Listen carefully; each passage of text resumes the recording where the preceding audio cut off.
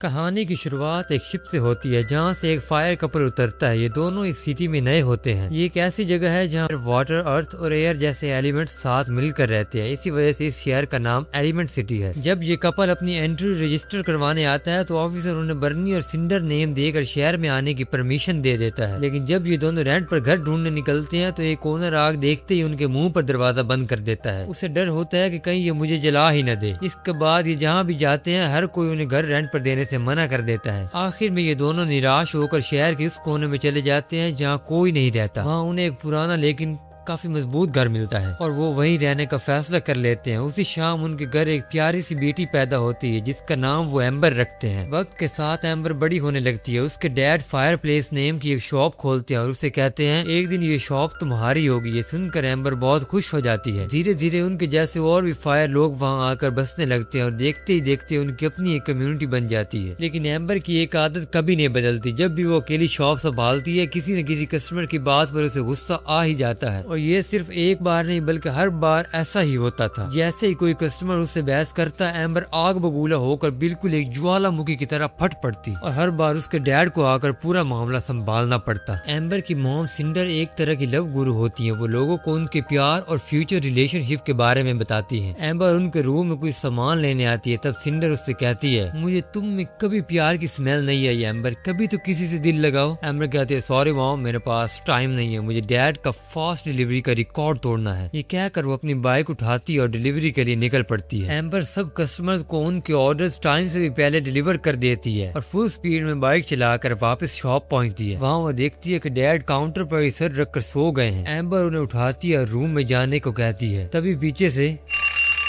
की आवाज आती है। डैड पूछता है ये कैसे? उस्ताद से सीखा है। डैड उससे कहते हैं कल मैं आराम करूंगा और तुम संभालोगी रेड डॉट सेल। सच में? हाँ, और अगर तुमने बिना गुस्सा किए ये सेल संभाल ली तो मैं मान जाऊंगा कि तुम इस शॉप की जिम्मेदारी संभालने के लिए पूरी तरह तैयार हो। एम्बर कॉन्फिडेंस के साथ कहती है मैं आपको बिल्कुल भी निराश नहीं करूंगी। कल का दिन सोच कर एम्बर बहुत एक्साइटेड होती है लेकिन उसके दिल में एक छोटा सा डर भी होता है कहीं कुछ खराब न हो जाए। अगली सुबह एम्बर सारी तैयारी करके शॉप खोलती है। कस्टमर्स की इतनी लंबी लाइन लग जाती है कि देखकर ही लगता है कि शायद एम्बर के लिए सेल संभालना आसान नहीं होगा। और थोड़ी ही देर बाद वही होता है जिसका डर था। इतने सारे लोगों की बातें और बहस सुनकर एम्बर का गुस्सा फूट पड़ता है। वो भागकर बेसमेंट में जाती है और जोर से चिल्लाती है। उसके गुस्से की वजह से वहाँ लगा एक पुराना पानी का पाइप फट जाता है और कमरे में पानी भरने लगता है। एम्बर तुरंत उसे पिघला कर बंद कर देती है लेकिन तब तक पूरा बेसमेंट पानी से भर चुका था। इसी पानी के बीच उसे एक वाटर बॉय दिखाई देता है जिसका नाम था वेड। एम्बर गुस्से में पूछती है तुम कौन हो और यहाँ क्या कर रहे हो? वेड जवाब देता है मैं नदी में पानी की लीकेज चेक कर रहा था लेकिन पानी मुझे खींच कर यहाँ ले आया। चलो अब निकलो यहाँ से। वेड कहता है पहले मुझे तुम्हारी रिपोर्ट बनानी पड़ेगी। एम्बर हैरान होकर पूछती है रिपोर्ट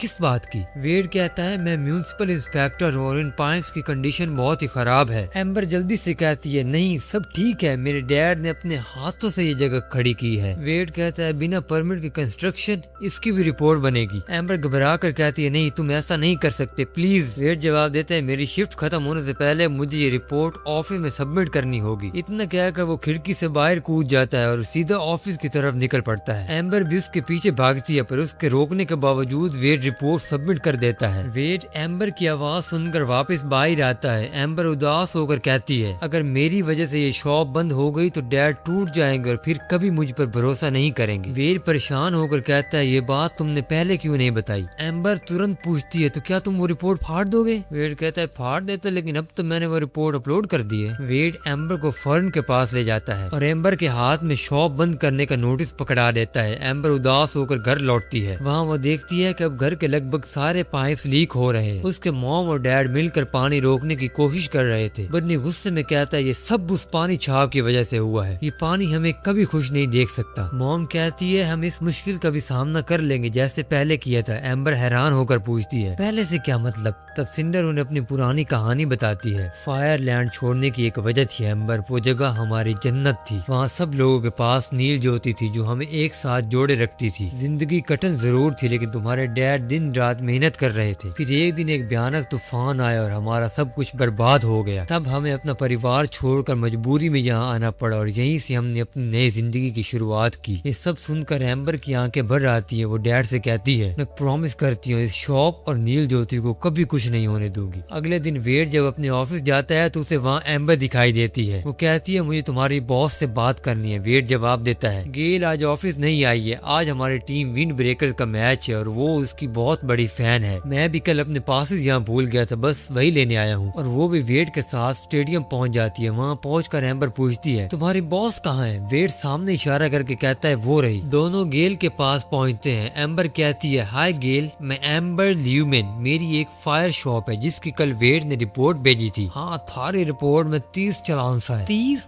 खैर कुछ ले देकर हो जाता तो। गेल गुस्से में कहती है, अपना मुंह बंद रख, इतने मैच चल रहे ऐसे मोमबत्ती। एम्बर भी गुस्से में कहती है, मेरी पूरी जिंदगी दाव पर लगी है और तुम ये फालतू मैच एंजॉय कर रही हो। इससे पहले कि कोई बड़ा धमाका होता तभी वेड उनका ध्यान मैच की तरफ भटका देता है। वो बताता है, लट्स की मॉम बीमार है, इसी वजह से बेचारा आज फॉर्म में नहीं है, चलो सब मिलकर उसे चीयर करते हैं। वेड को देखकर पूरा स्टेडियम लट्स को सपोर्ट करने के लिए जोर जोर से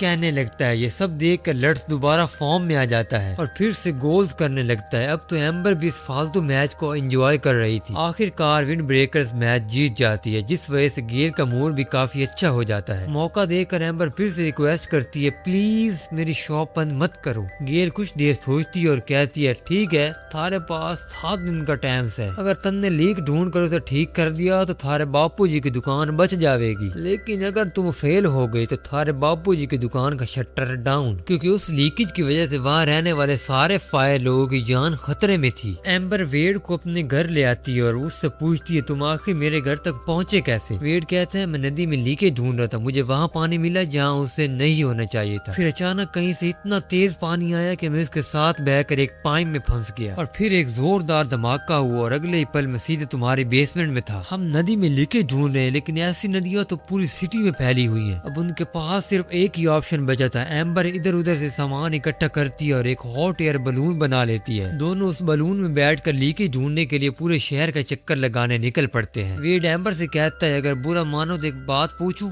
तुम दुकान में करती क्या हो? एम्बर जवाब देती है, डैड के रिटायर होने के बाद ये सब मुझे ही संभालना है जब तैयार हो जाऊंगी। थोड़ी देर बाद एम्बर एक पुरानी बिल्डिंग को देखकर अचानक उदास हो जाती है। वेड पूछता है, क्या हुआ? तुम्हें वो बिल्डिंग नजर आ रही है? वो गार्डन सेंट्रल स्टेशन है। जब मैं छोटी थी तब डैड मुझे यहाँ विवेस्टेरिया के फूल दिखाने लाए थे। मेरा उस फूल को देखने के लिए हमेशा से सपना था, लेकिन हमें अंदर जाने ही नहीं दिया गया। उस दिन डैड को बहुत गुस्सा आया था अपनी बेइज्जती पर। कुछ साल बाद ये पूरी बिल्डिंग बाढ़ में डूब गई और मेरा विवेस्टेरिया देखने का सपना सिर्फ सपना ही रह गया। वेड को एम्बर के लिए बहुत बुरा लग रहा था, लेकिन वो कुछ नहीं कर सकता था। दोनों को आखिरकार वो मिल ही जाता है जिसे वो इतनी देर से ढूंढ रहे थे। लीकेज का असली सोर्स पता चलता है कि नहर से आने वाले पानी को रोकने वाला गेट टूट चुका था। इसी वजह से पानी फायर टाउन की तरफ आ रहा था। दोनों मिलकर रेत की बोरियों से उस गेट को आर्जी तौर पर बंद कर देते हैं, जिससे फिलहाल पानी रुक जाता है। वेड कहता है, मैं फ्राइडे से पहले अपनी टीम को यहाँ ले आऊंगा, फिर इस गेट को हमेशा के लिए ठीक कर देंगे। जाने से पहले वेड मुस्कुराकर पूछता है, वैसे क्या तुम मेरे साथ घूमने चलोगी? एम्बर कहती है, अगर डैड को पता चल गया तो वो तुम्हारा पानी उबाल देंगे, और वो मुस्कुराते हुए वहाँ से जाने लगती है। वेड कहता है, हंसी तो फंसी, कल मिलते हैं 3 बजे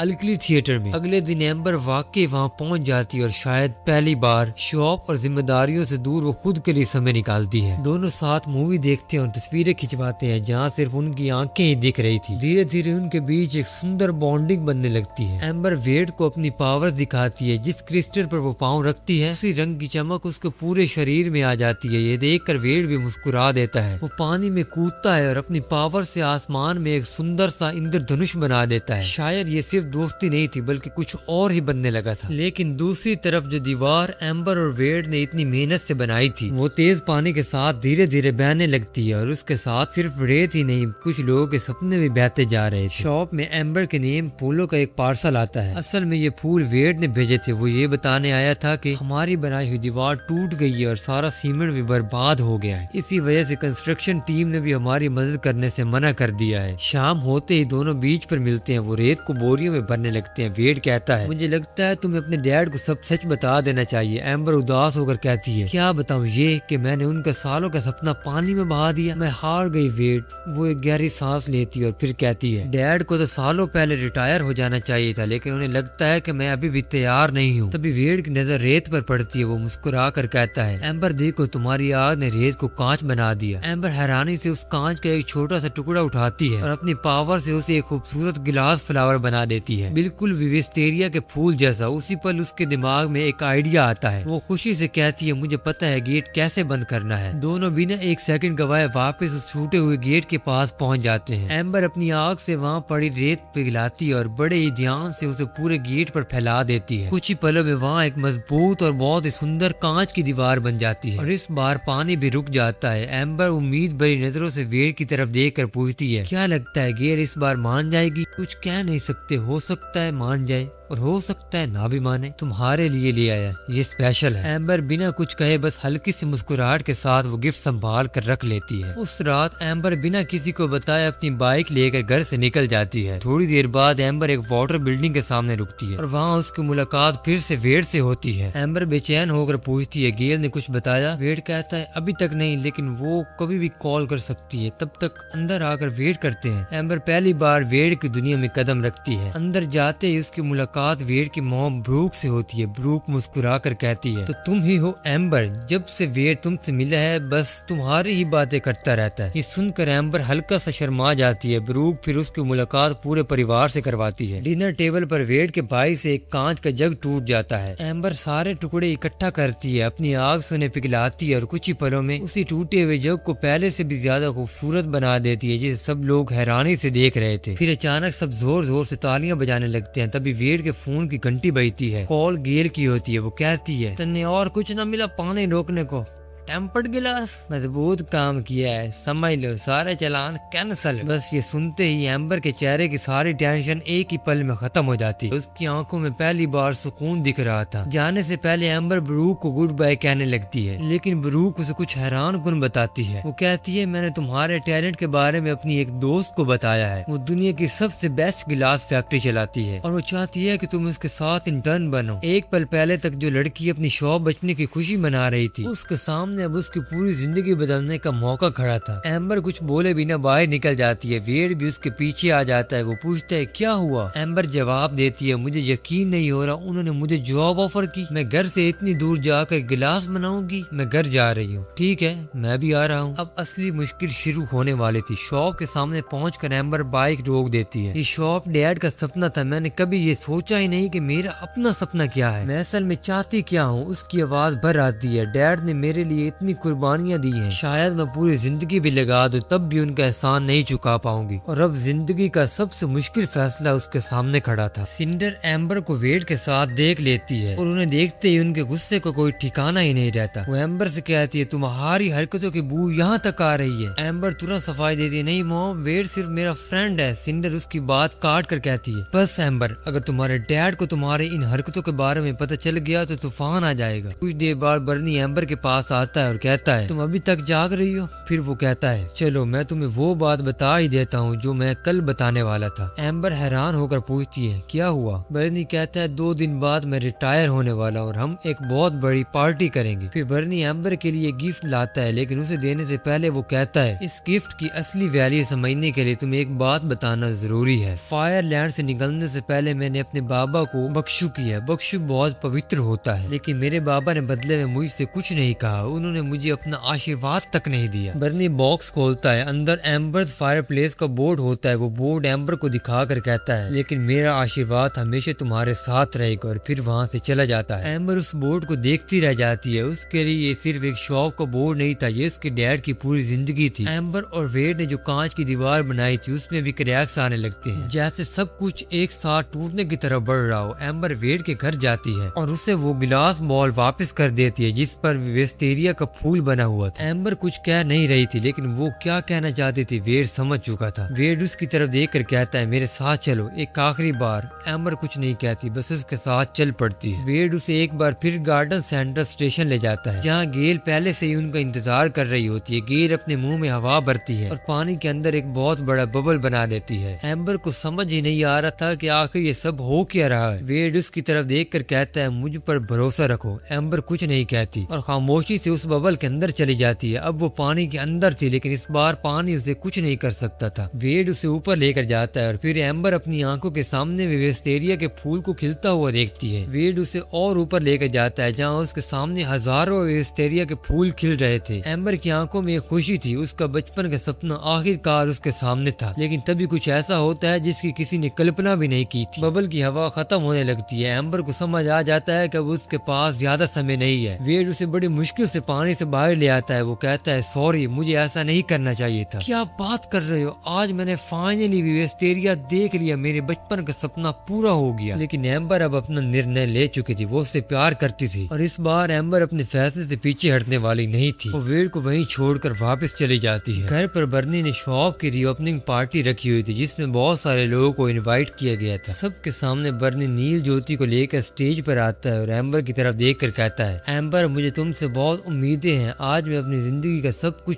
तुम्हें सौंप रहा हूँ। लेकिन तभी भीड़ में एक जानी पहचानी आवाज आती है। सिर्फ एक वजह नहीं है, सबकी नजरें उस आवाज की तरफ मुड़ जाती है। वेड सामने खड़ा होता है, वो अपनी बात पूरी करता है, बल्कि बहुत सारी वजह है हमारे ना मिलने की। पहली, मैं पानी हूँ और तुम आग, और हमारा मिलना ये तो एक पागलपन होगा। दूसरा, मैं बहुत बदतमीज हूँ जी, यहाँ आकर तुम्हारी पार्टी खराब कर दी। और तीसरा, मैं तुम्हारा ये खाना भी नहीं खा सकता। सब लोग उसकी तरफ देख रहे होते हैं। एम्बर, हम एक दूसरे से प्यार करते हैं, आई लव यू एम्बर। बर्नी हैरान होकर पूछता है तुम हो कौन? वेड कहता है मैं तो एक बदनसीब आशिक हूँ सर जी, जो आपकी बेसमेंट और बेटी की जिंदगी में बहता हुआ चला आया। वो पाइप शॉप में पानी तुम्हारी वजह से आया था? नहीं, वो तो ये सब तुमने किया था। एम्बर कुछ नहीं कह पाती। वो वेड को कहती है चले जाओ यहाँ से, मैं तुमसे प्यार नहीं करती। वेड गिलास बॉल वहीं रख देता है और चुपचाप वहाँ से चला जाता है। बर्नी एम्बर से कहता है तुमने एक पानी छाप से प्यार किया और तुम्हारी वजह से हमारी शॉप में पानी आया। मैं रिटायर नहीं हो रहा। इतना कहकर बर्नी वहाँ से चला जाता है। एम्बर भी अपनी बाइक पर बैठती है और शहर से बहुत दूर निकल जाती है। लेकिन तभी उसकी नजर एक ऐसी चीज पर पड़ती है जिसका डर उसके दिल में पहले से था। उसका बनाया हुआ गेट टूट चुका था और अब पानी पहले से भी कई गुना ज्यादा तेजी से फायर टाउन की तरफ बढ़ रहा था। एम्बर बिना वक्त गवाए बाइक स्टार्ट करती है और पानी के बीच से गुजरती हुई फायर टाउन की तरफ बढ़ती है। वो मॉम डैड को हटने को कहती है। समय रहते वो एक गेट पर चढ़ जाते हैं। एम्बर जल्दी से घर के अंदर जाती है और पूरी ताकत से गेट को बंद रखने की कोशिश करती है। तभी एम्बर की नजर बाहर पड़ती है। वहाँ वेड खड़ा था। वेड गेट के एक छोटे से सुराख से अंदर आता है और अपने पूरे वजन से गेट को पकड़ लेता है। एम्बर रेत की बोरियों से नील ज्योति की चारों तरफ कांच की एक दीवार बना देती है, लेकिन तूफानी पानी के आगे वो दीवार कमजोर पड़ने लगती है। कमरा धीरे धीरे पानी से भर रहा था। वेड घबरा कर कहता है सॉरी एम्बर, अब दुकान और नील ज्योति नहीं बचेंगी, तुम्हें बाहर निकल जाना चाहिए। लेकिन एम्बर उसकी बात नहीं मानती। अचानक पानी के प्रेशर से दीवार टूट जाती है। एक पल के लिए लगता है कि नील ज्योति बुझ गई, पर वेड ने अपनी पूरी कोशिश से उसे बचा लिया था। पानी बिना रुके अंदर आ रहा था। एम्बर अपनी आग से दरवाजा सील कर देती है, पर इस वजह से कमरे का तापमान बहुत बढ़ जाता है। गर्मी इतनी थी कि वेड धीरे धीरे भाप बनने लगता है। वो चिमनी से निकलने की कोशिश करता है, पर वो भी बंद थी। तब एम्बर रोते हुए कहती है मुझे माफ कर दो, मैं पहले नहीं कह सकी, बट आई लव यू वेड, मैं तुम्हारे बिना नहीं रह पाऊंगी। दोनों आखिरी बार एक दूसरे के गले लगते हैं और वेड पूरी तरह भाप बनकर गायब हो जाता है। कुछ देर बाद जब पानी निकलता है, भट्टी का दरवाजा खुलता है। सामने एम्बर अपने हाथों में नील ज्योति लिए फूट फूट कर रो रही थी। वो अपने डैड बर्नी के पास आती है और उन्हें नील ज्योति देकर कहती है डैड, मैं इस दुकान को संभालने के लायक नहीं हूँ, ये मेरा सपना नहीं है। बर्नी शायद ये सच पहले ही समझ चुका था। वो अपनी बेटी को प्यार से गले लगा लेता है। तभी पीछे कुछ ऐसा होता है जिसे देखकर किसी की भी आंखों में आंसू आ जाए। जो वेड भाप बनकर उठ चुका था, उसकी बूंदें एक एक करके नीचे रखी बाल्टी में गिरने लगती है। ये एक बेहद अद्भुत दृश्य था। बाल्टी भरते ही वेड एक बार फिर से अपने असली रूप में लौट आता है। ये देखते ही एम्बर की खुशी का ठिकाना ही नहीं रहता और वो भागकर उसके गले लग जाती है। फिर हम कुछ दिनों बाद का सीन देखते हैं। फायर शॉप फिर से रिपेयर हो चुकी थी और अब उसे बर्नी का दोस्त मार्को चला रहा था। एम्बर के मॉम डैड ने उसे गिलास फैक्ट्री में इंटर्नशिप के लिए जाने की अनुमति दे दी थी। अपनी नई जिंदगी के सफर पर निकलते हुए एम्बर रुकती है और झुककर अपने डैड को अपना ट्रेडिशनल बख्शू करती है। डैड भी उसे वही रिस्पेक्ट देकर अपना आशीर्वाद देते हैं और एम्बर निकल पड़ती है अपने सपनों को पूरा करने।